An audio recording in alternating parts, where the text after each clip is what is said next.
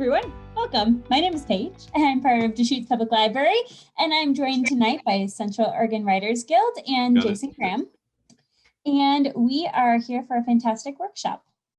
I'm going to turn it over to Mike now to really get us started with the Central Oregon Writers Guild. All right, thanks Paige, and thank you, and thank Deschutes Public Libraries for hosting us on this and for recording this. And Paige will be posting this on the Deschutes Library site, and we'll also be posting this on our website. So good to see all of you, and good to see, I'm glad that all of you have made it, those of you who are watching this as well later. I'm going to do a quick screen share of our website, the Central Oregon Writers Guild website, and just kind of give you a quick update on what's going on with us. So this is our landing page, meetings and events. So here is Jason, who's speaking to us tonight. Some of those events that Paige mentioned are listed over here on this side, and these are our upcoming events. And we have a workshop this coming Saturday, 1 to 4, and there are spots remaining in that workshop. Sonnets and Villanelles can help your writing with Dina Chadwell. I highly recommend non-poets to take poetry classes. I think that my poetry instruction has really informed my prose writing. There are times when you just need to grab something lyrical. It helps with your pacing. It helps with your with the musicality of your writing, and I'm really looking forward to this. And as I said, there are spots available. Only $10 for members. Non-members are $25. But the membership's only $25 for a year too. So become a member and use the member price. You can click right there to get into it. In September, as Paige mentioned, our first live meeting, and again at the East Bend Library, Jamie Houghton is going to be talking to us again about poetry. Jamie writes across genres, so she'll be talking to us about just about everything, tapping into the figurative, writing from the unconscious.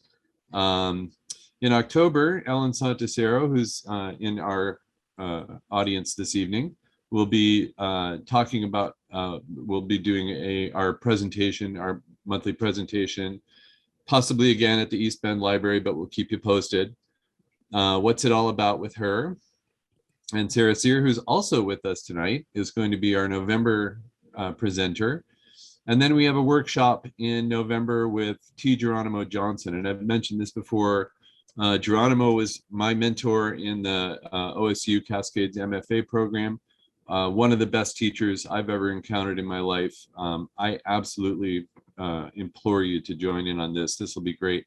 We're working out times with him because he may or may not be coming here for the fall session of the MFA program, and maybe in person, maybe not. So we're still working out times, but that will be in November, probably on a Saturday. And then in December, we have our member reading. If you are interested in reading, Mary Krakow, who's also in our audience here, she's the person to get in touch with for that. Previous meetings are posted here. So we've got meetings all the way from the start of the pandemic here. These are all recorded on YouTube. Check them out. There's some great stuff in there. Again, August and September events listed over here. Where are we now? We're closing in on this. We've got we've got a writing salon, we've got author readings, we've got the poetry slam at Silver Moon, more workshops, more author readings in September. And then if you're interested, the Pacific Northwest Writers Conference is in September 15th through 19th. So you can click on there and get some more information from that. All right, so we're going to move on to our featured reader tonight, and Mary Krakow is going to introduce our featured reader. And Mary is a longtime member of the Central Oregon Writers Guild and a writing buddy of mine. Pre-pandemic, we did the quiet writing up there in Redmond on pretty much on a weekly basis. Mary is a member of the board, and she's our featured reader coordinator. She writes manuscripts, articles, and lots of flash fiction. If you're interested in being a featured reader or reading in a member holiday party, contact Mary. And I'll put her information in the chat here. So Mary, on to you. Okay, thank you. So each month we have a featured reader, and this month we have Judy Dugan, who I'm going to introduce to you now. Judy Dugan wrote a book about Santa Barbara when she lived there years ago. She edited, designed, and co-published a book her father wrote and sent him on a successful cross-country media tour. After sale to a larger publisher, that book became a New York Times business bestseller and winner of the Benjamin Franklin Award from the Independent Book Publishing Association. Judy also obtained a patent for a three-dimensional children's book structure she plans one day to develop. With a book about her travels to visit nonprofits in the developing world bubbling in her mind, and yet to be written, she enjoys taking part in Mike and Irene Cooper's writing salons and workshops. Judy will share a couple of short pieces this evening that she wrote as part of those salons and workshops. So, Judy, take it away. Thank you, Mary. Thank you. This first one was inspired by a piece called I Remember by Joe Brainerd, and just uses the same structure he used. I remember begging the milkman as he pulled glass bottles of milk with cream at the top from the back of his panel milk truck for ice rings to adorn each of my little girl fingers. I remember the whistle Mom blew to call us in for supper from the next street, playing kickball, keep away, dodgeball, pedaling my bike around neighborhood streets, or exploring the gully near the cemetery. I remember ice cream push carts with jangling bells on the handles, the vendor opening the top latch door, releasing icy billows and asking if I wanted a sherbet push-up in a tube for my handful of begged coins, a cherry, grape, or orange popsicle, or my favorite on all but the hottest days, vanilla ice cream sandwiched between perforated thin brownie-like chocolate slabs. I remember edible cherry-flavored, full pucker red wax lips with the center platform to grip between your teeth, tasting way better than the black licorice flavored wax mustaches, at least to me, a black licorice avoider. I remember blowing out puffs of powder from the red dye tip of my candy cigarette.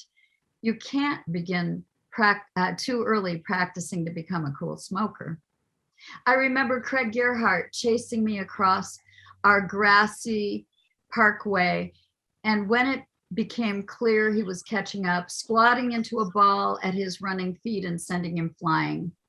I remember waiting on the lawn in stiff patent leather shoes, white ankle socks with lacy edges turned down, scratchy petticoat, polished cotton dress with puffy sleeves and bow at the back, white gloves and new Easter bonnet, looking around at the grass and trees thinking, I have nothing to do with nature. I remember Mom excited about that handsome young Catholic presidential candidate, despite neighborhood kids calling him a mackerel snapper, and Daddy having run for Congress as a Republican. I remember eating deep fried battered fish on Fridays with yucky tartar sauce until the church decided eating meat on Fridays was no longer a mortal sin that would send me to hell, but a venial sin, absolved by a few Hail Marys. Or did they simply throw open the gates to the all-you-can-eat Friday meat buffet and seal up the trap door at the back exit? I can't recall. But I do remember how betrayed Mom felt, yet never to attend Mass, albeit once so late the priest broke from his sermon to comment on our ungodly lack of punctuality. Miserere nobis, have mercy on us. I remember that despite occasional neighborhood, playground, and sibling squabbles, my little girl world was a kind, secure, comfortable place until the day the principal came into our classroom and called our teacher outside, and she returned with tears in her eyes and told us the ground was no longer under our feet. The world was no longer a safe place. An assassin shot and killed that handsome young Catholic president. Perhaps that day I began to grow up. Thank you, Judy.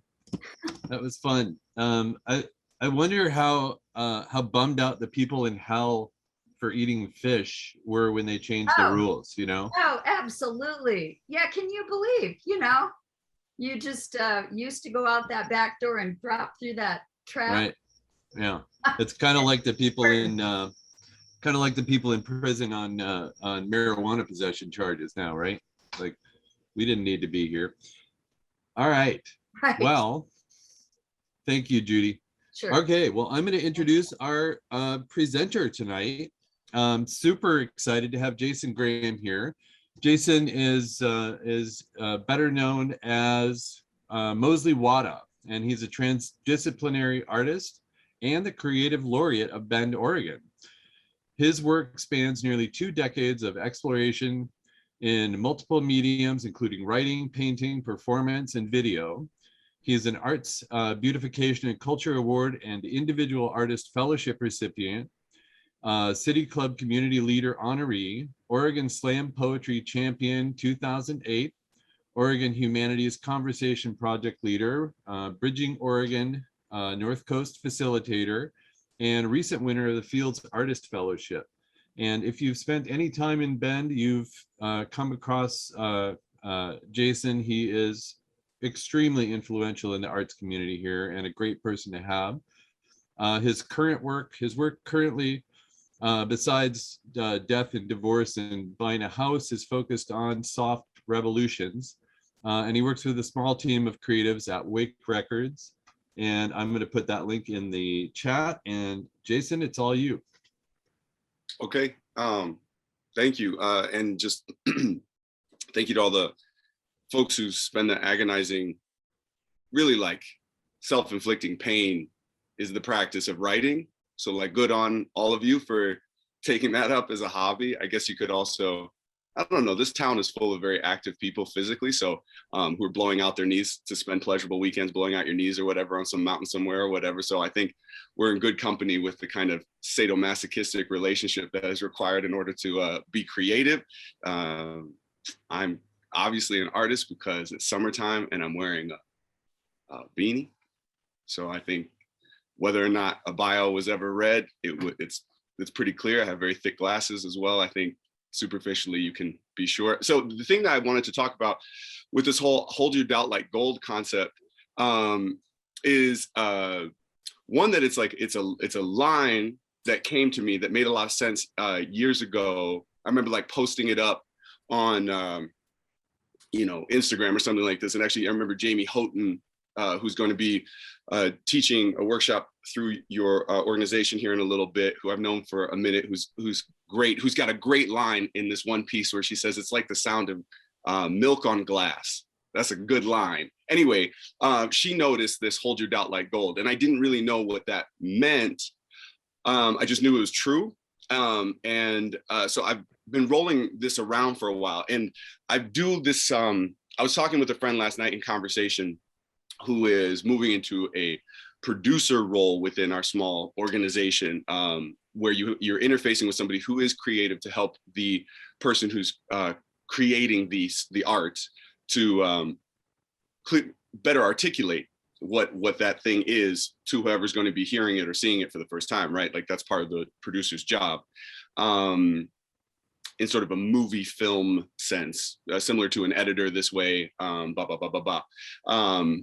or frankly, music as well. But anyway, we were talking about in our conversations and this term channel talking, which couldn't possibly be all that new of an idea as the term channeling's out there, but like that thing that allows you to just like fall in some kind of current, which I'm going to talk about as I typed out some notes and speak on stuff. And as I've been exploring this idea of hold your doubt like gold, I've been giving a lot of talks, and some of them were just like clunky as hell and just like weird, and like things are getting recorded on Zoom that are going to be forever on the finite infinity of the internet that I like deeply regret, maybe, or maybe it's, whatever. So Hold Your Doubt Like Gold is also up there with The Lonely Vanguard, and being a member of the Losers Revolution.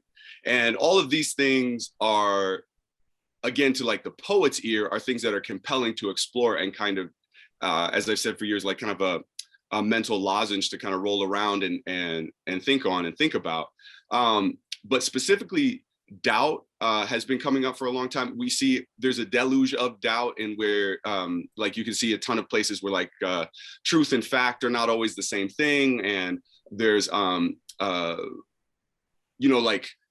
for example, like the relationship, like a global response to a vaccine being doled out by a government or a medical industry, like some of the doubt around if we can trust you when there so clearly is evidence that we shouldn't trust certain aspects. If we're looking at our history of medical professions, or like I saw this one guy put up his vaccine. He's like, I got my vaccination card, but I also know about Tuskegee, or whatever. And so it's an interesting thing to think on, but it's also highly advantageous for us as creatives. And that certainty can be like this calcifying thing that can solidify us. And we know that stuff changes. So what is it to explore Hold Your Doubt Like Gold? So I'm going to contradict myself maybe. So here are some of my notes on just this line. And then I've got a piece I want to share with you if there's time. And then we'll see what is allowed here. And to my narcissistic delight, I can only see Judy, Mike, Mary, whose screen is off, and then just my face. So if you would, please, if my feed starts glitching out, would you interrupt me so that I can try to get back on track, at least in that sense, that technological sense. Okay, so again, making room for contradictions, which we should say right here, contradictions are a thing of value for us as creatives. We need to be open to a lot of the things that are seen as, sort of socially some sort of light taboos, like stealing, lying, contradicting yourself. Like these are all advantageous to us creatively. And the term should be explored. Okay, so gold. So just to kind of take the holding, the doubt, and the gold. So first the gold, meaning, so these are maybe obvious things, but whatever. Something that is rare, limited, and abundantly precious. Perhaps finite with regards to its acquisition or interaction. The finite part is in our relationship to us, to this finite thing, is advantageous to us, as too much gold can be damaging, just as too much sun will kill you. Too much exposure, we'll talk about distance in a second as well. Same with too much genius, too much inspiration can result in exclusion from knowing yourself or selves, and exclusion from the aid and embrace of family, friends, society. The shadow of insanity, corruption, spirit, corrosion of connection to something of actual value, bearing the fresh, rotten fruit of profit over people, etc. So we have to be careful about what it is, what our relationship is to this gold. Gold here also means a source of wealth, inspiration, resource, of warmth, attraction, in relationship to something like the sun, as I've already mentioned, I'm going to continue to mention. Gold here represents the precious, the priceless, a thing of earthling, and even in a way, earthly, tangible value. It also means, and perhaps paradoxically, otherworldly.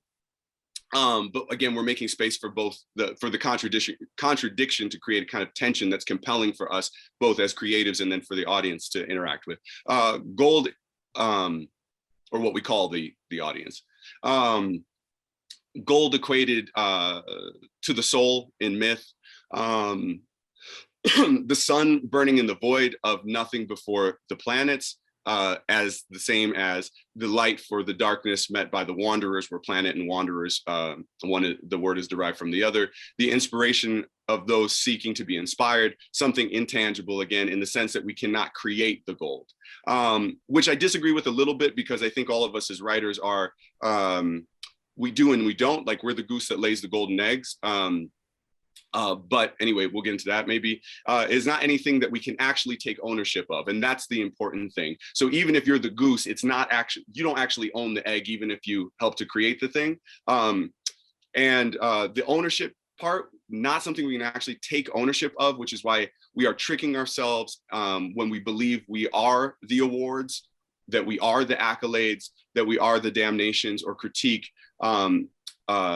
that are associated with our work, and we're in dangerous territory, and we're fooling ourselves when we think that those comments about our work have anything to do with us directly. I interviewed T. Geronimo Johnson, like it was a terrible interview, although his book was great, and I thought we got along well prior to the interview, but I kept trying to ask him questions about himself, and there just simply wasn't enough time for me to get those questions, which he kept deflecting or kind of moving slickly away from.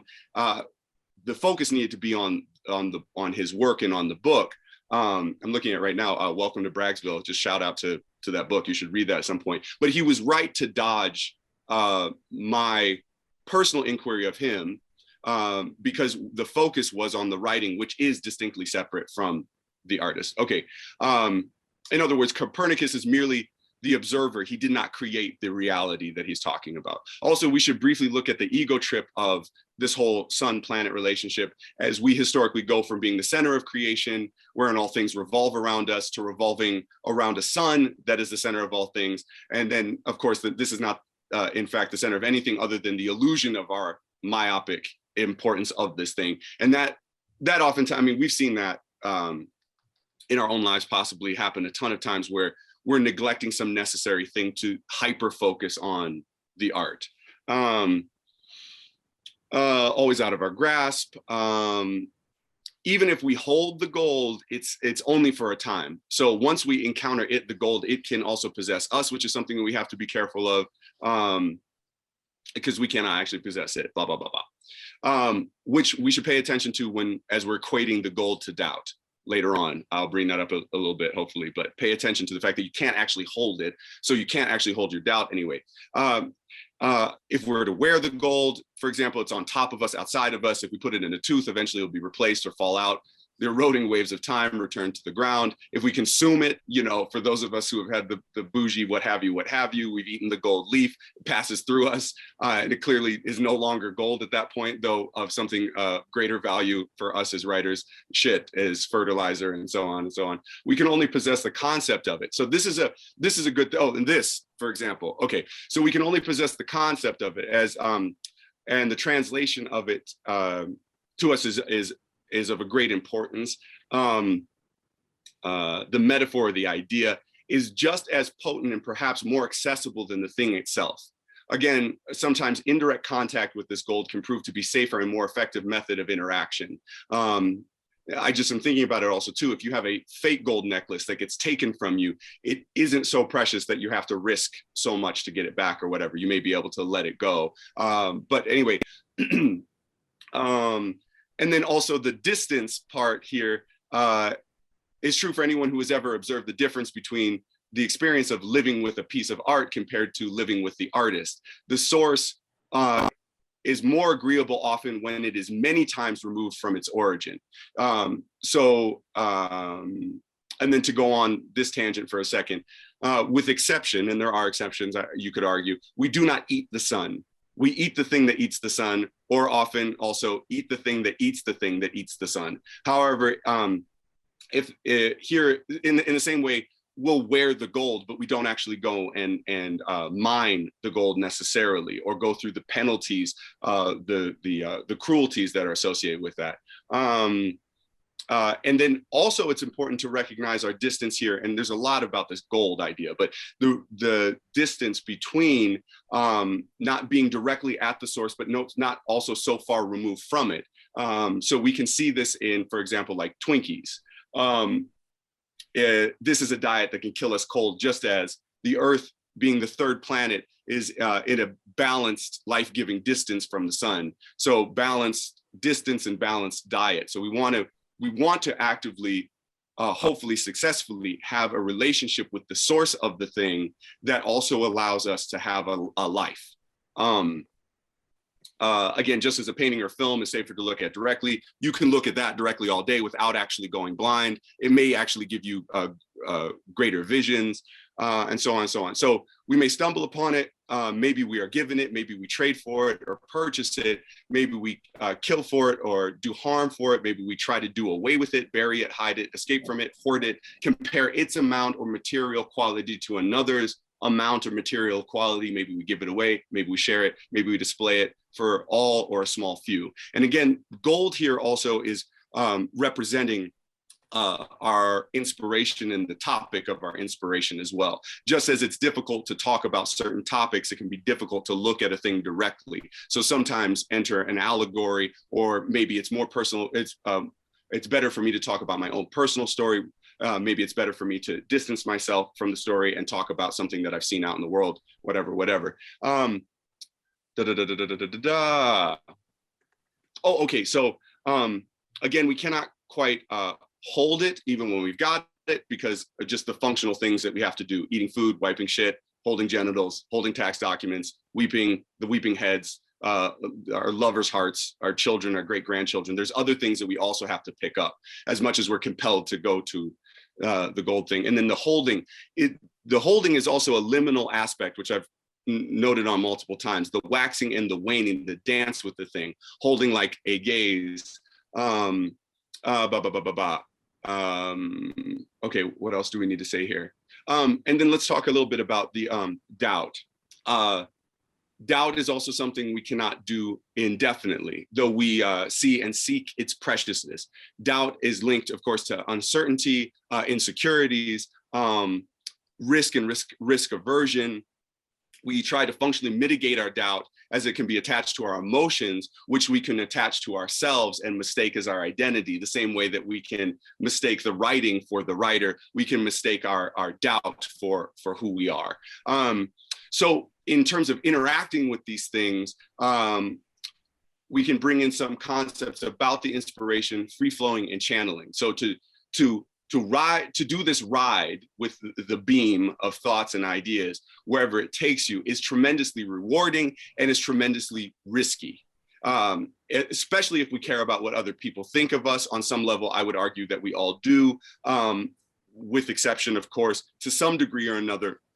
There's somebody's response and judgment that we're interested in. It isn't just the pointing inwards, in other words, to derive inspiration from our own experience, but we do want to externally participate in a community, either one that we want to be in connection to or shake up or whatever it may be. We do want to actually function externally. It's not just the purity of the insight.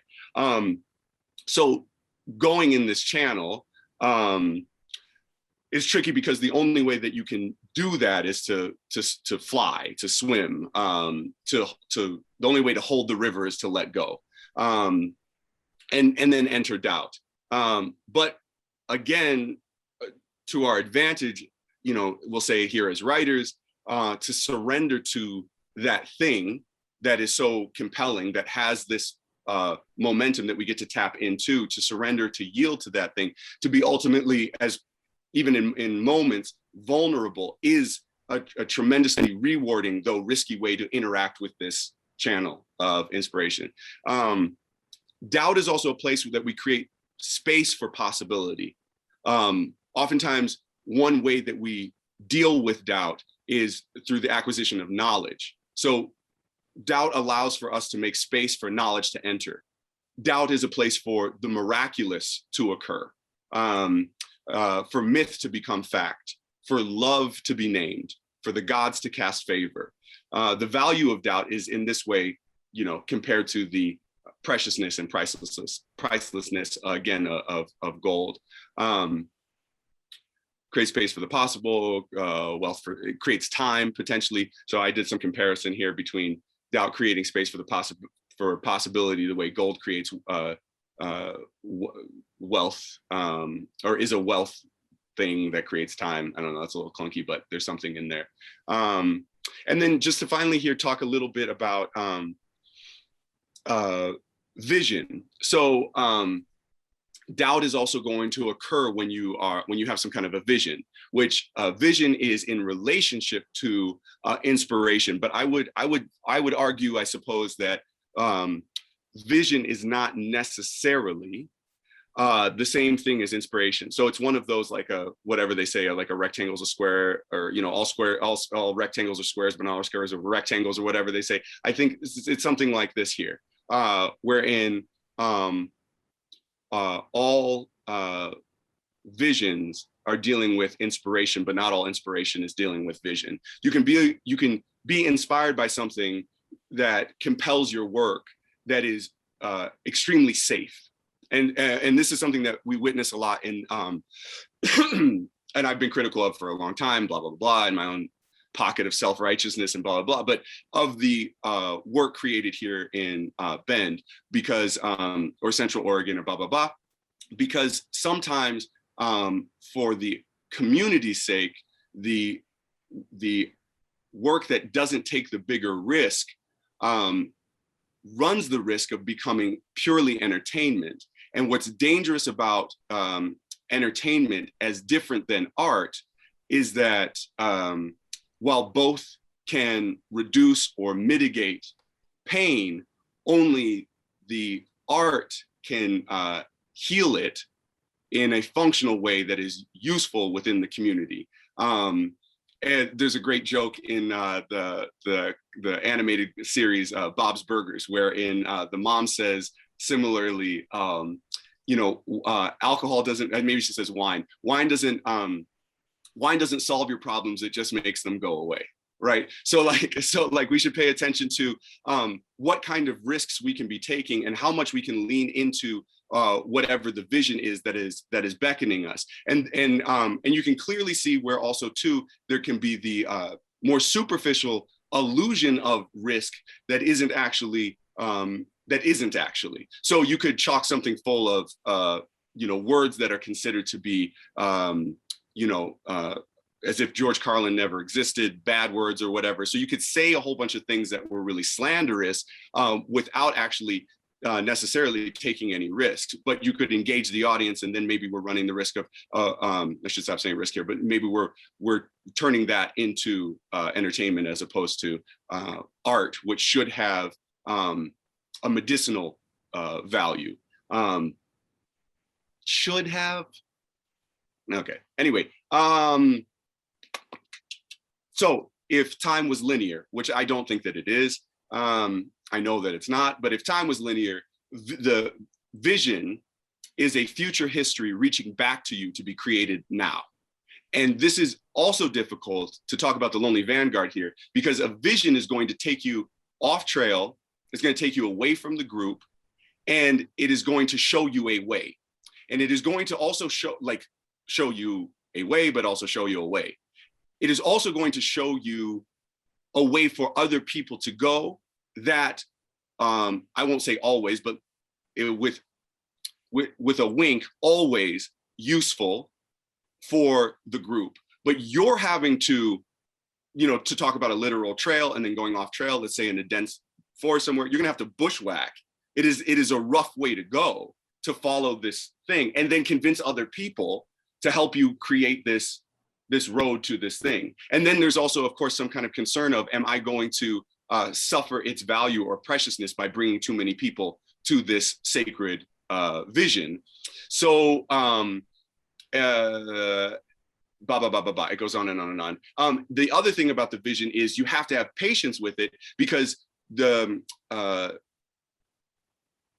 you could very well not articulate clearly, as I have done with this particular topic, and who knows how well I'm doing today, although it feels a bit better, but who knows? You may not be clearly articulating the vision. It may be very clear to you, but to take this thing that comes from this other place and to translate it through whatever language isn't actually your first language, like I would argue nobody's first language is actually English, to be able to translate the vision through English to other people and then also convince them that that thing is of value. You may find yourself in a very lonely place, bumbling like a fool for a long time, trying to tell people that you are not actually totally crazy. I had some line in here saying that to be a writer is to be in something about the royalty of fools, wherein we know quite clearly everything that the king knows, but we talk about it, you know, and run the risk of talking about it. And if they're not laughing their heads off, perhaps, you know, we'll lose ours. So for example, one thing that I tried to poorly talk about as I came out of some like quasi-manic state from not having COVID, but I am susceptible to, like, I have it right now, to like sinus infections and the like.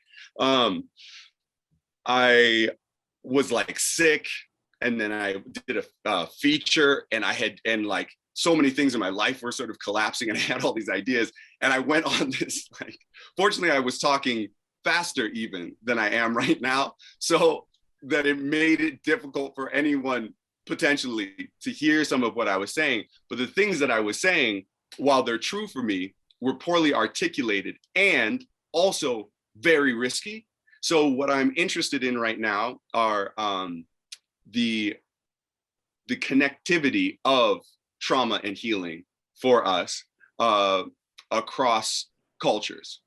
And so I believe right now, for example, to share some of the vision and this sacred vision that you have isn't so sacred that everyone doesn't have access to having visions. Let me say, by the way, whether or not you own the right kind of t-shirt and beanie, I think you have an access to vision. And we all know folks have access to their creativity. It's whether or not they want to make and I would argue almost always painful decision to interact with it. Painful as it is to look, you know, shout out to the folks who've ever looked directly at the sun, or, you know, raw dog the dog star of a solar eclipse and just like looked at it. It's a painful thing also to do. And we run the risk of going blind if we don't look at it properly. So anyway, I am finding my spot. So interested in the trauma and healing as a method of inclusive connection and blah, blah, blah. And I went somewhere else, but I'll sort of bring it back here. So I'm interested in discussing longstanding abuses, which we all have, which is also something that you and I both know are things that people oftentimes spend a great deal of time building an entire system of stuff, of insulation, just so you don't have to touch on that trauma. Something inside you will flinch, for example, if I mention something around, you know, any of the sexual taboos, sexual assault, incest, you know, abuses of this kind. For those of us who have experienced that in any way, shape, or form, we quietly flinch in this moment.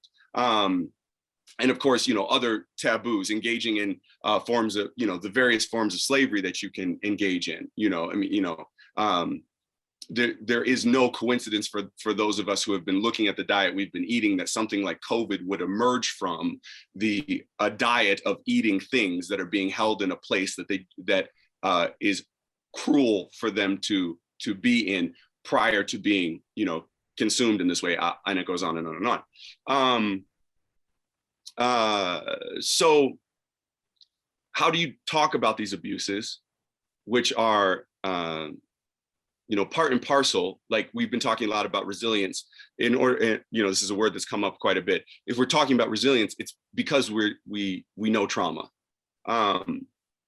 So how do you talk about these abuses? How do you follow the vision of knowing that that's something that needs to be discussed?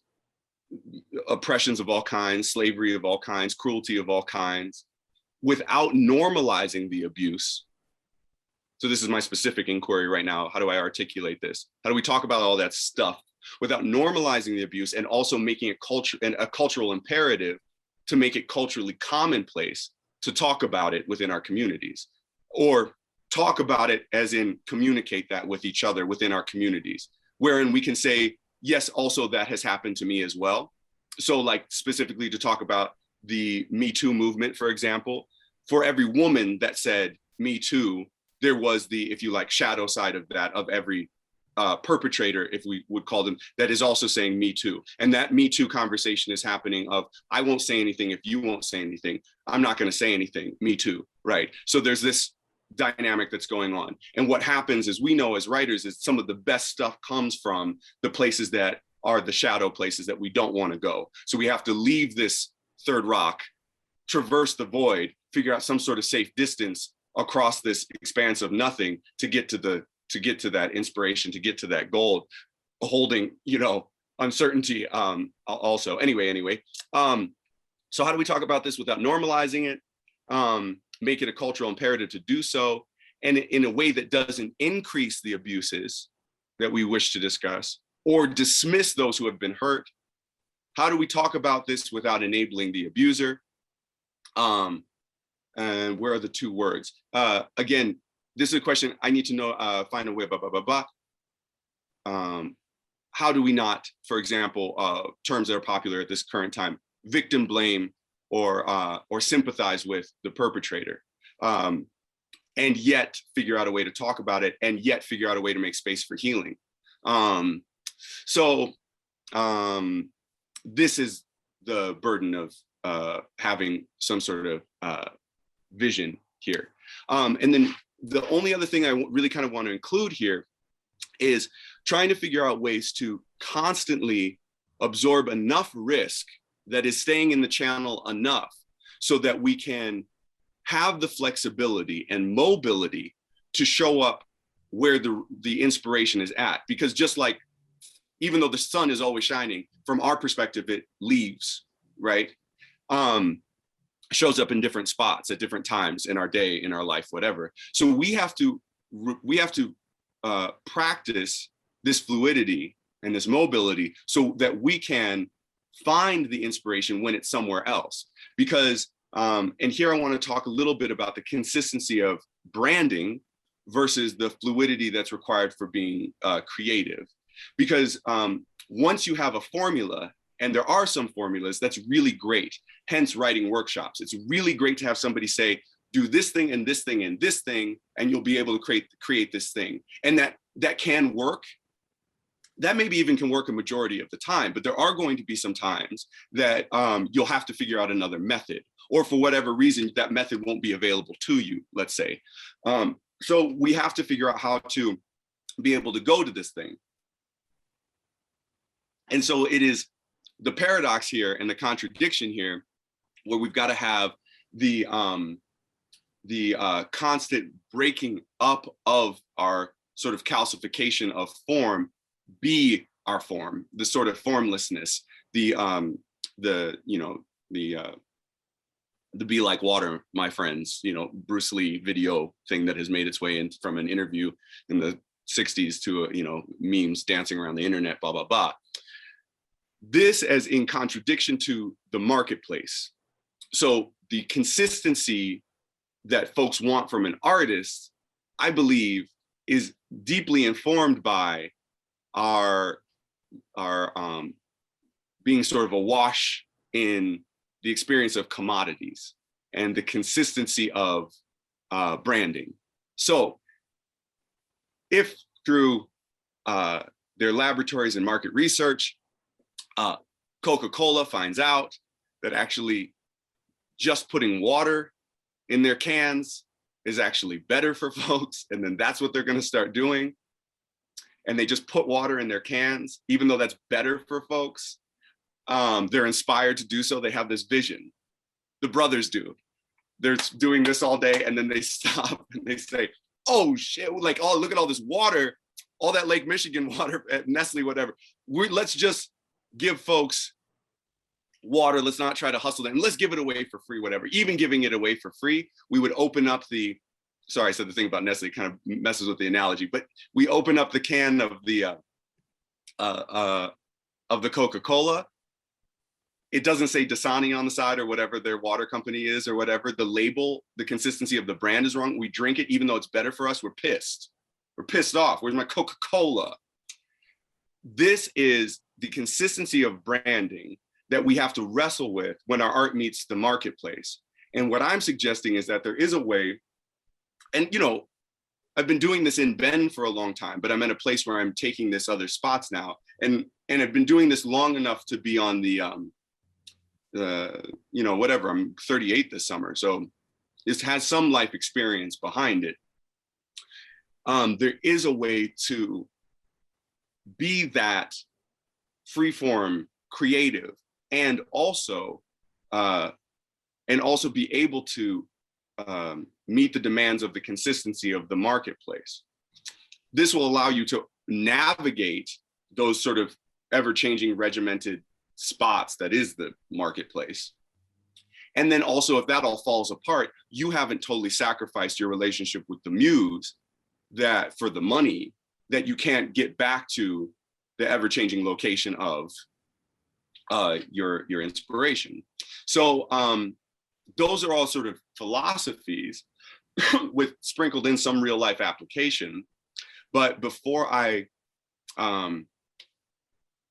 share any kind of work after this lecture diatribe, it might make sense for a second to make room for silence if that needs to happen, keeping in mind that one way to express equity is to pay attention to the rewards that are given to the very fast pace things, blah, blah, blah, blah, blah, and also then dismiss those that work at a slower pace. But in my experience, folks that work at a little bit of what is considered to be a slower pace only in comparison to somebody who's going really fast, those folks oftentimes have the greater insight. So it would behoove all of us to lean into the silence, which is also a very necessary ally for a moment to absorb some of what has been said, whether or not it's something you agree with or have a question about, and maybe do a couple questions so that we can satisfy more than just my hammering you. And then maybe I can go ahead and do a piece. So if that's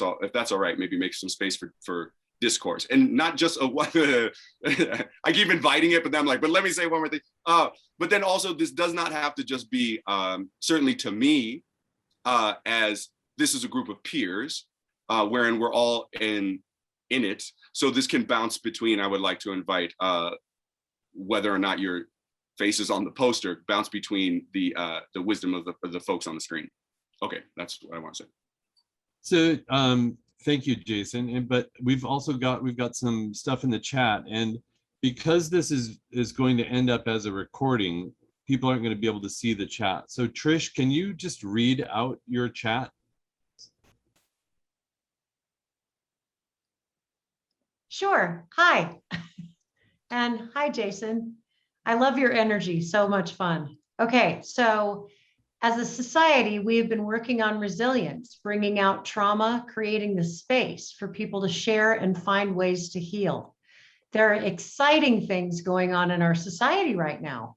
We can focus on the negative and depth and all of that, like you were talking about, but the people who I've experienced undergoing the most healing are choosing to look at this in a whole different way than you're describing. For example, Elrod Center uses dance, music, writing, and fine arts to facilitate healing for people who have experienced trauma, to the point where Pacific Source is now even paying for people, because it used to be all of these great therapies that people were using for trauma, a lot of people couldn't afford. So now there are even insurance companies that are covering it because it's been so successful. So on some levels, I agree with you that our art as writers is, there are a lot of layers and depth, and that we get to expose things, and it's a risk to expose things that maybe the mainstream isn't clear about. But I think there are different ways to look at it. And I used to be a little more in the kind of area of the pain and anxiety, the angst of it all, but I'm not, maybe it's because you're 38, I'm 58. So maybe I'm just in a different space than you are. Does that make sense? Because I feel like I've kind of gone through that and I'm in a different space because I work with people who have trauma, and that's one of the things I do. And I work on helping people facilitate healing. So it's one thing to be realistic and share about the trauma and have them acknowledge and get to the place where they can share with the world, so the world starts to understand what that means and what the effect is. But it's also, there's beauty in coming through that. For example, I know the author of Unbroken, who shares his trauma and and things that are happening that he is helping people heal as a result of his experiences. In other words, there oftentimes is beauty that comes out of some of these negative experiences. And I think that's also our responsibility as well, to expose the beauty that comes out of the hardships that people face and some of the things that are going on in society, because there are always positives and negatives. There are opposing forces that are going on all the time. And if we look for the negative ones, we can end up pretty miserable. But there are loads of positive, really cool stuff, cool things going on too. Yeah, no, this is great. I think it makes me think of a few things. This great expression, which is not mine, but we all wake up at different times expression, right? Like, I love this. I also heard you talking about the going through. So this is really, again, if we were to like maybe look at this in a linear way, this is like, which again, I don't think it really is. I know it's not, but these different stages of the process of, because there's something in what I'm suggesting that I'm hearing reflected back in what you're saying, wherein we rut and simply become stuck in the confessional and catharsis, which that isn't the point. The point would be to be able to find ways to continue to access the unknown things or the painful things that we so oftentimes spend lifetimes or entire societies trying to avoid, right? As there's this great Joni Mitchell quote where she says something like, talking about the nuclear families, and I'm always terrified that I'm going to say the word incorrectly, even though I know how to say nuclear families, where she says when the women stop singing in your kitchen, something to paraphrase, but when the women stop singing in the kitchen, you know that your nation's sick, or something like this, or whatever. So those eras and areas in which we've actively tried to deny or hide those traumas, and it is not a thing that we can actually avoid. So you can run screaming from those things, but eventually you do have to confront those things. And maybe the only thing that I would really pick at is, in some sort of argumentative way, is really more a wondering about where beauty occurs. I don't know if I've ever been in a painful or ugly experience where beauty wasn't also, I think is how I end the sentence there. So this is also developing the acquired taste, I think, for the sweet that is the bitter throughout the different exchanges that we have or whatever. But what I get concerned with is the compounding debt, right? We have like this debt-based economy in so many ways. The compounding debt that keeps getting pushed off over and over again in avoiding these things. And it makes sense that we would want to avoid it because it hurts, and it makes a lot of sense that for a long time, ancestors have been trying to mitigate our sufferings, right? So our aversion to pain makes a lot of sense, but I don't think we actually are in disagreement. It's almost more, and not to suggest that you were saying that we were, but some of what I was perceiving. So I think it's deeply important to reach into these things. And one question that I don't think I said, but that I'm really curious about, is because, for example, a belief that I have is that if I haven't been you, I will be. So in what way, I don't believe, like, I'm on the side of there are no sides. So in what way do we take responsibility for and ownership of things we had no control over? And this is an interesting, speaking of dancing, this is an interesting dance that I think we're going to need to engage in. But yeah, this is a good point. I tried to say at the beginning also too, like, put up some sort of shield or whatever, and only for the time being, only accept the things that make you curious and are true for you, and then to like dodge and deflect the other things that aren't of value at this time in your life or whatever. But no, but what I'm saying is you right or wrong. Yeah. What I'm saying is you posed a lot of really interesting concepts, but you posed a lot of interesting concepts from the filter where you are right now. And all I'm saying is, I'm just in a different filter. For example, I'm in the filter of supporting people, walking them through their trauma and helping them heal. And I feel like our society at large is much more willing. I mean, there are always still people who aren't willing to look at things that are painful.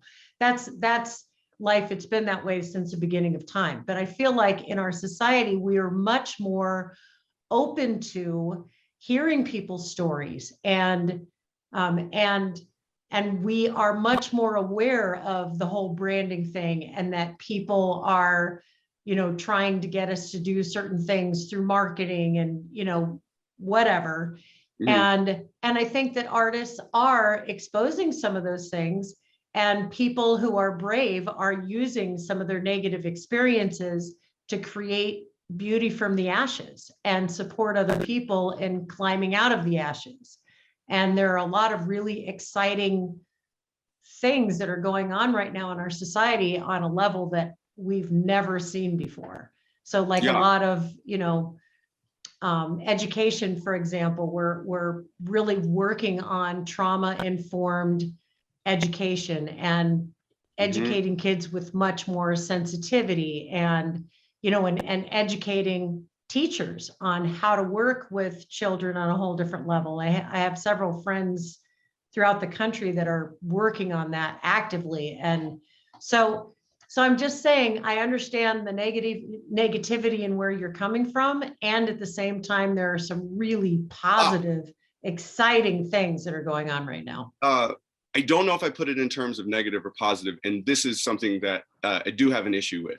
So this is the idea that happy is the paramount feeling, which it isn't, right? So no, I agree. Yeah, and so we can't actually relegate pain or discomfort to good or bad, because some of the most painful experiences have been doubled over in laughter and orgasm, whatever.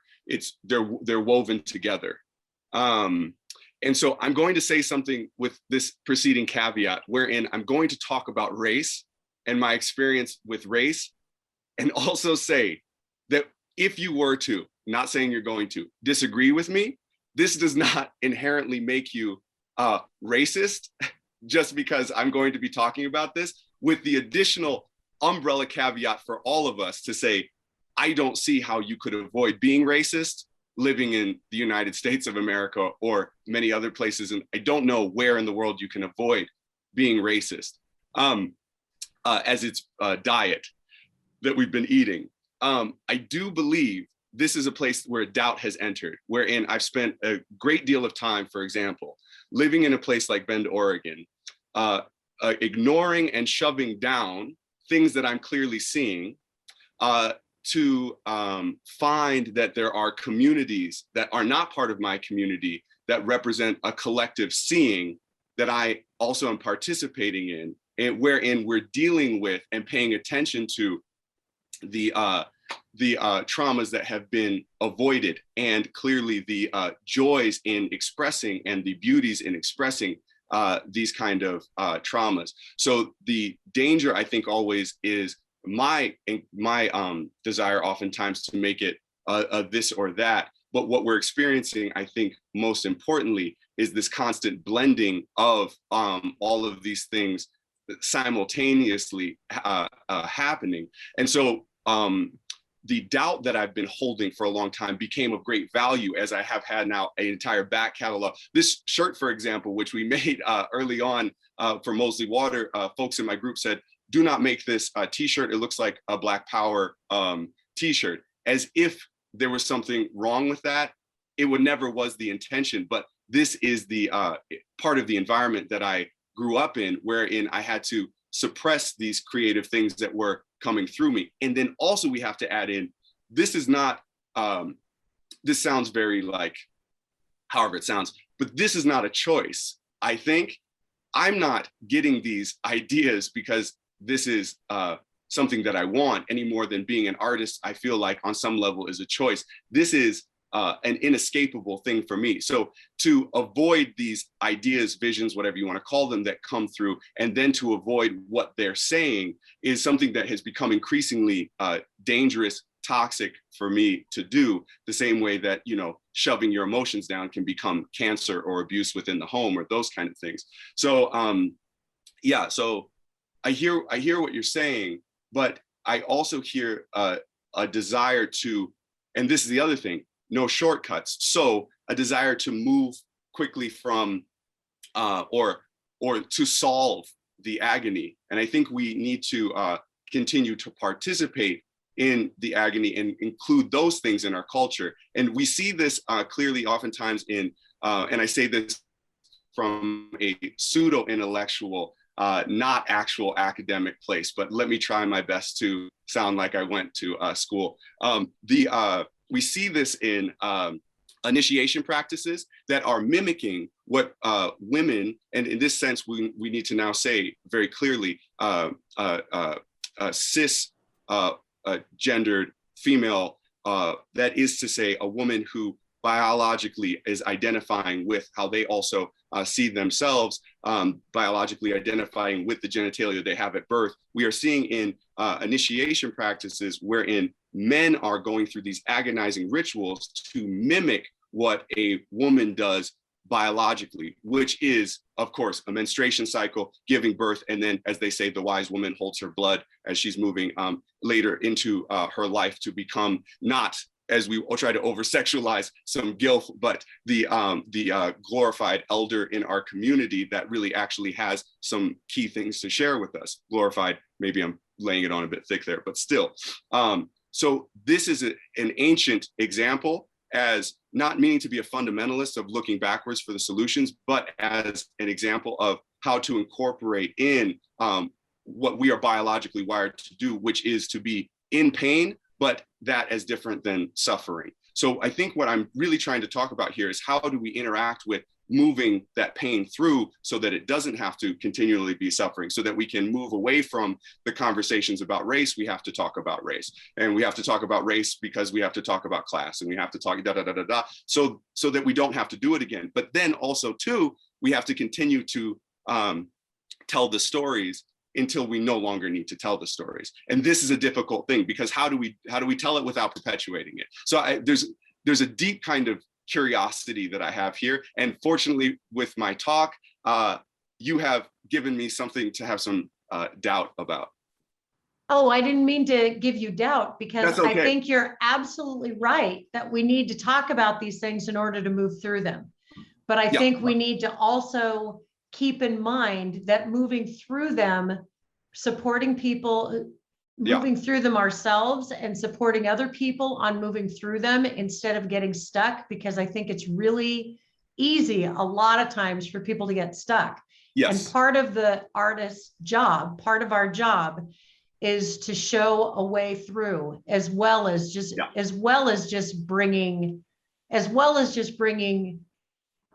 awareness. Bringing awareness is really important, but I think we also need to go the next level and show a way through as well. Yeah, and this is sometimes why we end up no longer becoming a fan of an artist, because they're no longer talking about their terrible breakups. Life's good for them, and So I think what you're also definitely talking about is reflected in maturing. Mm-hmm. There is still collectively, and in some of my discussion, the teenage, the infant wailing, like, life is so hard voice that is in there too. And so this is an important thing that you bring up, just as you briefly distinguished our ages. This is something to pay attention to as well. But I'm getting closer. I'm almost to you. I wasn't saying anything. I wasn't disparaging that. I think it's beautiful where you are at 38. Yeah. That's awesome. I'm just saying it's interesting to me to see it from a different perspective. And I've also been in the perspective where you are now. And now I will put myself on mute. Sorry, Mike. I wish I could say I wanted to do the same. I think that comment that you just made about not following an artist because they're not in the space that they were when you originally enjoyed them goes back to what you were talking earlier about consistency, the consistency that people want from an artist. You mentioned Coke and water, but when they did New Coke, you might not have been old enough when they did that, but they had Coke. Yeah. And then they did New Coke, and people were like, no, I want my Coke, right? And so now they call the Coke Classic, right? So now we have the old Coke is the classic Coke. But so on that note, Mary had a question about Mary, do you want to just read your question out and we can talk a little bit about that? Oh, you're on mute? Yeah, you're on mute. Thank you. I had two questions. The first question was, you were talking about the artist and branding. Yeah, sure. And then when they go freeform, it might be confusing, but can't freeform creativity be an artist brand? Yeah, and maybe I moved too quickly here, but I agree with you. I think actually that is, if you're more dedicated to the muse than the marketplace, then just follow her. Where's she going? Go check. Make sure that, yeah, I think so. Okay. Examples abound. Maybe the first thing that comes to mind maybe is a Tom Waits. Mm-hmm. Yeah. I don't know. Prince, maybe. I don't know. So there's better examples. I had another question, and it relates to race and, well, race, ethnicity, lots of different things. How do you feel about sensitivity readers?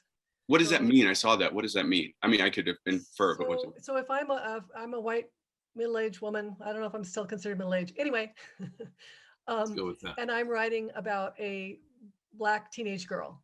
Mm-hmm. Because I haven't lived that experience, mm-hmm.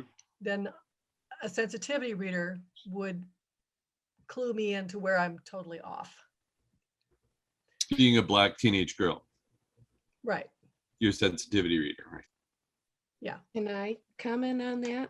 Yes, please.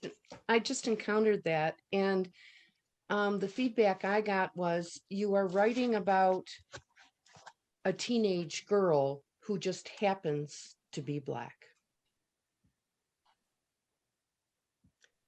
So in that case, the sensitivity reader wasn't necessary. Is that what you're saying? What I'm saying is they would be sensitive to the teenage part years, that part of it, regardless of the race, be it Indigenous, Hispanic, Black. That was some feedback that I got, if that helps. Because I have heard from a couple different places, there's this thing called own voices, where an Indigenous person writes about the Indigenous experience, a Black person writes about the Black experience, a middle-aged woman writes about the middle-aged experience. And it frustrates me because in my head, I have all these different characters, and I live all those different characters in my head. But because I don't share their ethnicity or what have you, I shouldn't be writing that character. And so in that case, it's been suggested to get a sensitivity reader who can read it and see if what I'm writing comes across as authentic experience, basically. But the commonality begins with the foundation of the age, and then how it goes from there. I mean, possibly one thing that's tricky here is that, let's generalize and say Western culture, whatever that means, but looks for a right answer. Mm-hmm. And that's something that like the creative can get caught up in, is trying to find the right way to do this. And then there's other things, like depending on how meta you want to be, there's just so many different ways to answer this. Part of me is like, part of me is like, stay the fuck away from that. Another part of me is like, lean in as far as you can and see how provocative you can be, knowing that it is provocative as a way to invite conversation and figure out a way to hold space for that. Another part of me is like, this is clearly like indicative of the assumption that you're part of a mainstream versus like an other thing. And then like part of me also, like, as you said, Indigenous, like more and more, I'm like, well, we're all Indigenous. So like what that word is like homogenized, and like, what does that even mean anymore? And like all those kind of things. So like I'm spinning all these directions. Personally, for me, the most fascinating thing is the concept of Black and the concept of white, and the idea that we are, if race like time is a construct, race is a made up thing, and we're still calling ourselves white. Like my mom still says that she's white, like I'm half white. That's not actually representative of who you are as much as the necessary amnesia to participate in a culture that will insulate you from having to look at and then enter, past traumas or whatever. As I was just listening to this old thing, it was what was it called? It was a 19, I want to say, I can't remember. It was 1940s, 1930s radio comedy thing that was all about this guy being a stereotypical Italian, right? So Italian now is just lumped in with white or whatever. But there was a time, and you can argue that time has changed, but that was Italian or Irish or whatever was not something that you wanted to be, and only eventually got included in. There was this, trial or whatever. All these Italian guys were on trial for some offense. They got found, they're found innocent, and they were lynched anyway. So so it's like it becomes increasingly interesting for me to steer you that direction of like, why would you like white doesn't exist, white people don't exist, but you clearly do. Like you clearly, as much as this may all be a simulation or whatever, you clearly exist. And that for me becomes the much more interesting thing, because rather than tiptoeing around the, can I talk about Black or not, going directly at some of your own experience for the limitations of the idea that white is an advantage and all these kind of things becomes deeply fascinating to me. And then maybe from there, now I'm just on some, now I'm like your publisher who's like done lines of Coke before you come into the room or whatever. And I'm like, oh, this is gonna be great. And then you talk about this experience as this investigating what whiteness means for you.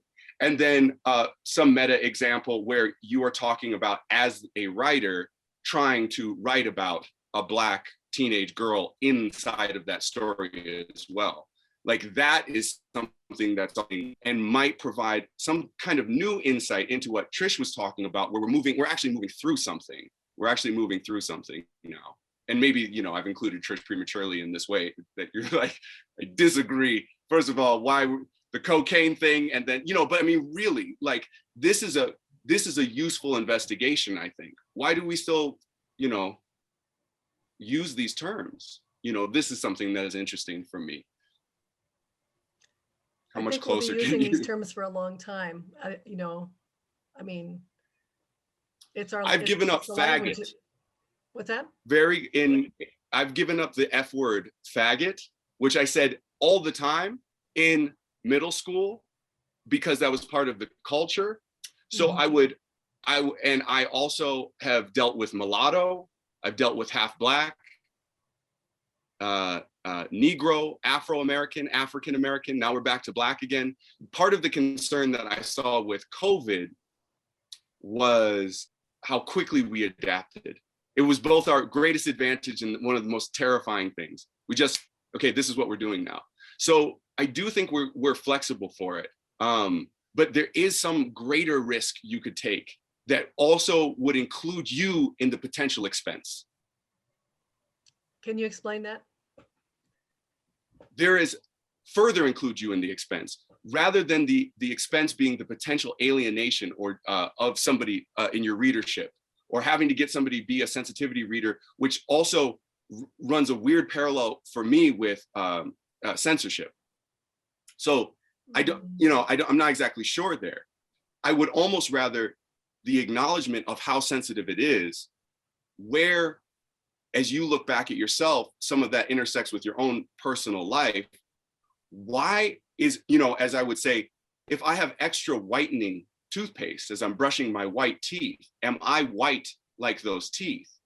To what degree does the term actually literally apply to me? At what point does it not quite work? Are we talking about color? Are we talking about culture? What's the difference between race and ethnicity here? I have a daughter who is going to be passing as white, whatever that means. So like, and these are things that these are gray areas we've avoided for a long time that are all over our history of these exceptions that chip at the paradigm itself.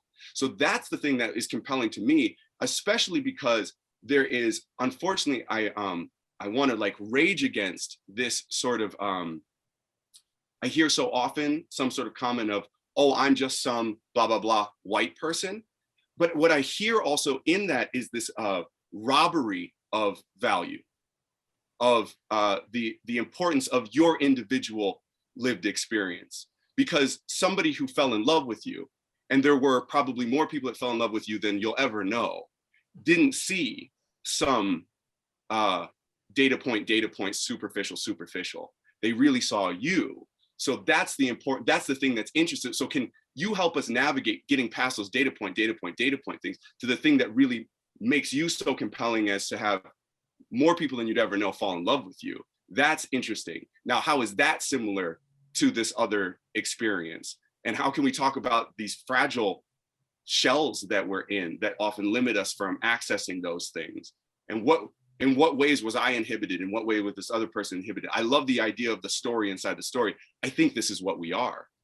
I think we are stories inside of stories. You know, all the things that people have told you that over the years that still live inside of you, the voices that still live inside you. I love that you said, who's the woman who had to confront this as well? Catherine Stockett in her book, The Help or whatever, she says this thing about writers are very schizophrenic people. We have all these different voices in our head, whether or not we're diagnosed this way. This is what we're participating with or participating in. So, yeah.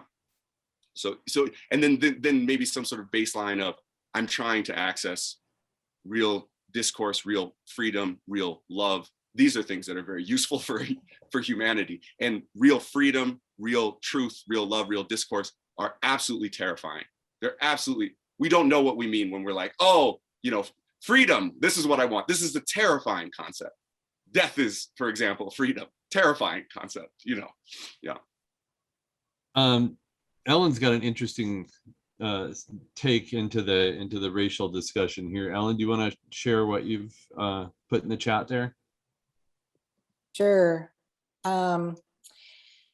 So I wrote that I'm reading and writing about the role of the cyborg, quote unquote, the cyborg, when it comes to writing about and through oppressive circumstances. So anything that you would describe as an oppressive circumstance. So in my case, being female in a patriarchal culture, that's my filter.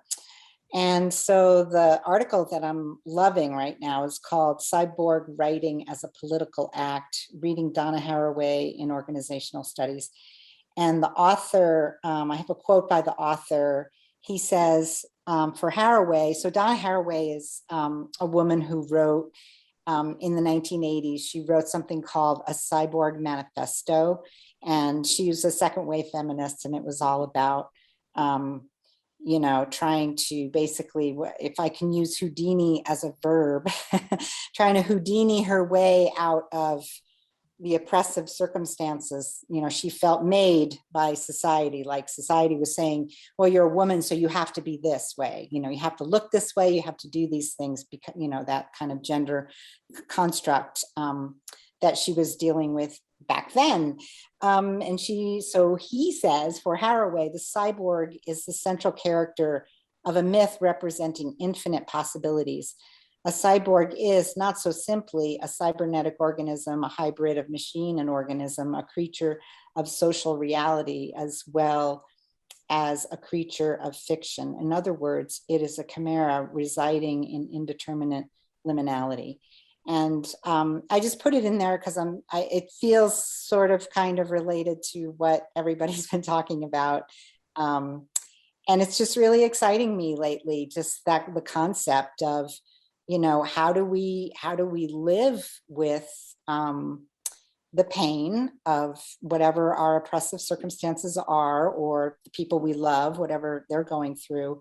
And, you know, just being a writer and a creative person with a very active imagination, like I'm sure the rest of you have, you know, I've often come back to this kind of, you know, idea that, you know, the imagination is a way out. You know, it is a way. It is, you know, for those of us who are lucky enough to have time to exercise our imagination and work with it, it can bring at the very least, relief of painful circumstances around oppression.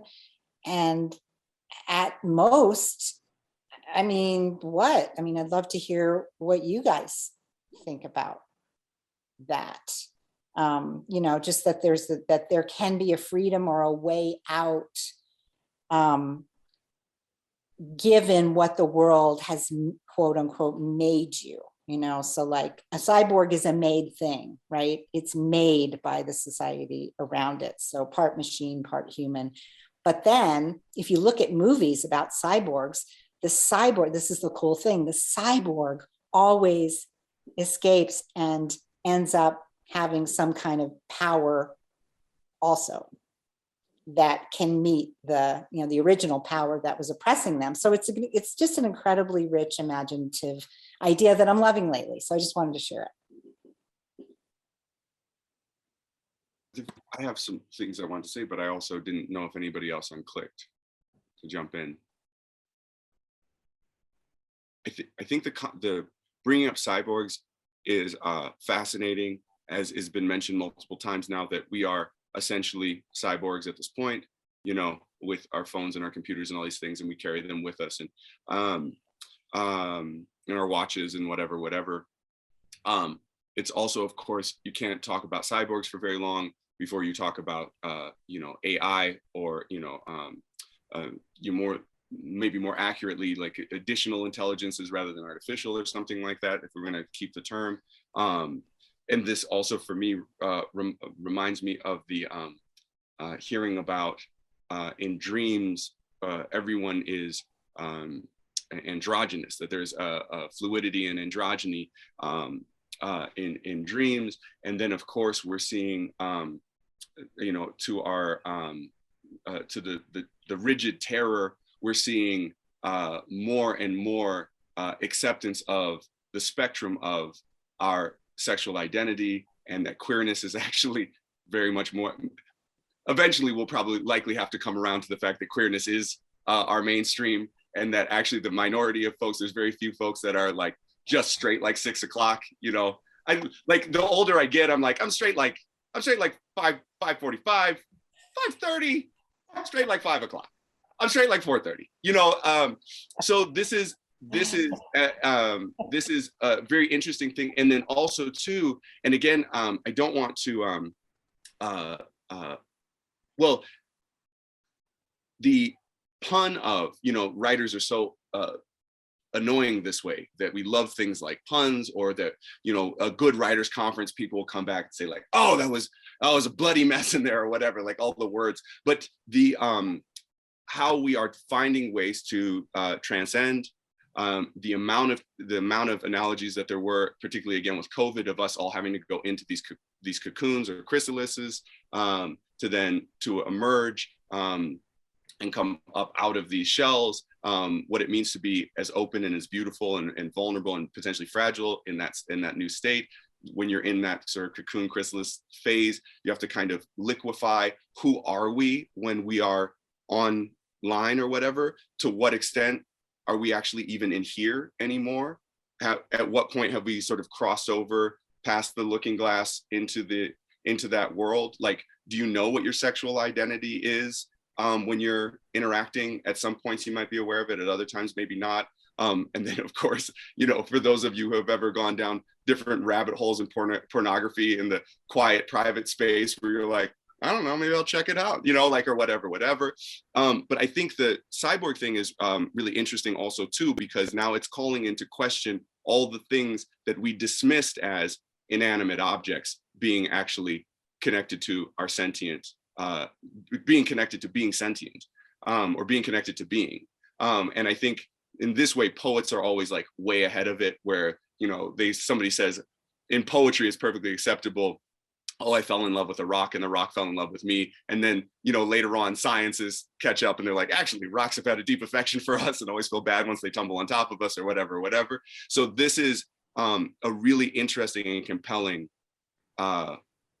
way in to be thinking about some of these things. And what I also like is the blurring that happens, so that I'm less certain about my like let's do the pain thing again.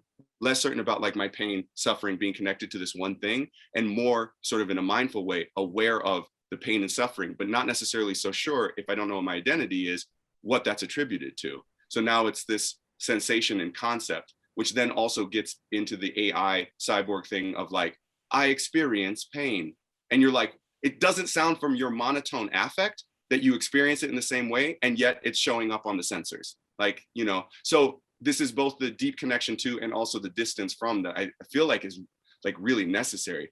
I have the freaking hoarder stack that we have of like unread material, but like I'm really wanting to both ask you to send this that you were looking at, and also I'm terrified that I'll never look at it, you know, but like, and this is the thing, to what extent can we, and this is, I think, just such an important thing that came up before, to what extent can we actually exhaust this? And we're looking really for the unlimited resources, right? Not just the one tragedy, trauma, whatever, but that in connection to all these other things as a way to keep it moving. I don't know, but I'm not really surprised that you brought this up. But then you know that I like you, so I would have a bias, you know, or whatever. That's not to say that I dislike anybody else or that whatever. When you said patriarchy, though, it did make me think about always the shape of Zoom, so rigid in these. And so like the way mine is set up, it goes from the speaker view. So it's just you on the screen in front of me. And then there's this very phallic column to the side. And I was like, if the gender dominance thing had been less just like penis, skyscrapers, would these even be rectangles? And would they be in a column like this? Would they be sort of floating around? You know, like, who knows? I don't know. It's so funny. Anyway, but I'm so glad you brought up that point. I think that is very forward leaning. Yeah. All right, we've got one more. Let's do Sarah had to leave, but she put in a quote from Ocean Vuong. I think this was in this discussion earlier when you'd mentioned that happiness may not be the ultimate goal. And the quote is, do you ever wonder if sadness and happiness can be combined to make a deep feeling, not good, not bad, but remarkable, simply because you didn't have to live on one side or the other? And that's from his book, On Earth We're Briefly Gorgeous. Yeah. Yet the competitive part in all of us as writers, we rage against some of the lines that were in this really beautiful book, because we're like, fuck yeah, of course, like, is this, you know, like, are you getting awards for this book? What was I doing? Why didn't I? So, but yeah, of course, the idea that we can parse this stuff out is fascinating. On the one hand, the biology of us to oversimplify things, because I can't spend a lot of time if I'm in some survival mode trying to decide who my enemies are and whatever. I just need to know I need to run from the tiger, I need to kill the tiger, I need to blah, blah, blah. But we're not in that place in the same way anymore, or at least we're acknowledging we don't have to be in that place all the time. But yeah, my Olympics, as I've said so many times, but whatever, my Olympics, you have the stadiums full of people enjoying competitive criers, for example, right? Like you have folks who just, and how good it feels, so good that we have to, pay somebody in therapy, talk therapy or whatever to engage our crying just so we can do it. A society wherein this is not acceptable, a society in which we rank crying, where you have an ugly cry, and then we see on The Bachelorette or whatever, the way to wipe away specific tears or whatever in this like perfect, this is total bullshit. Of course, the blending together. Of course. Why don't we have publications? What is this? Whatever. But this is good. And the popularization of this book is absolutely necessary. Whether or not the pettiness, ego of whatever, that aside, it's so necessary that that book is in the world. I love the idea of competitive poets. Yeah, you're doing a slam. Look at what you're doing. You're ripping us apart. Yeah. Speaking of this slam, are you leading that one for the library that's coming up, or is that? No, I hope not. No, you don't know. That's next week, right? Yeah. No, I really at this point, there's so many times that I have whatever awful things about whipping horses and chasing dragons and whatever. I love being able to be in a position where not only am I able to step away from doing things so centralized in Central Oregon. But there is a, I want the word dearth to mean deluge, but it doesn't. There is a plethora. There's a bunch of folks, a bunch of voices, Healing Justice Collective, Central Oregon Peacekeepers, Fathers Group. I mean, there's a ton of people out there who are clearly articulating the way that they see it to the betterment of the community, who are creating these things. It is a dangerous, I know over time, and this is really just talking about myself, big surprise, but it was absolutely dangerous for a while there, where I had me specifically having something like a cultural monopoly on the community, and that's been busted way apart. There is less and less, let's ask this one guy who we're comfortable with. So the house nigger role that I played for a very long time is gone now. New voices, not just young, but new voices, and folks who have grown up here or whatever, are part of this community, and this community boon renaissance of different. This is one of these places. Yeah, that's great. It's great to see. You're absolutely right. I think this community is really growing in the arts across the board, and that makes me happy to live here. All right, everybody. We're gonna call it. Thank you so much, Jason. That was a really, really interesting conversation. I've got some really good notes that are definitely gonna inform my writing going forward. Once again, if you're not signed up for this, for Dina Chadwell's workshop on Saturday, there is space left, and I think it's going to be a bunch of fun. She's already sent me forms for villanelles and the other thing that we're going to be doing, which I can't think of, but I think it's going to be a lot of fun. I really enjoy writing into a prompt like that, and I think Dina, and I've heard from other people that she's a great teacher. So if you can make it, great. Jason, again, thank you so much, and thank you so much, members of Central Oregon Writers Guild, and all my friends here who have shown up tonight. It's great to see you all. Thank you. Paige, you got any final words? Our Poetry Slam on August 30th will be hosted by the Healing Justice Collective. Thanks for the plug, Jason. Well done. And I hope to see all of you there. Please register in advance just so we have a head count. If you forget, just show up. We want you there no matter what. Thank you, everyone, so much. Jason, thank you. Central Oregon Writers Guild, thank you. Everyone have a great night. We'll see you next time. Thank you all. Thanks. All right. Thanks a lot, Jason. That was perfect. Thank you.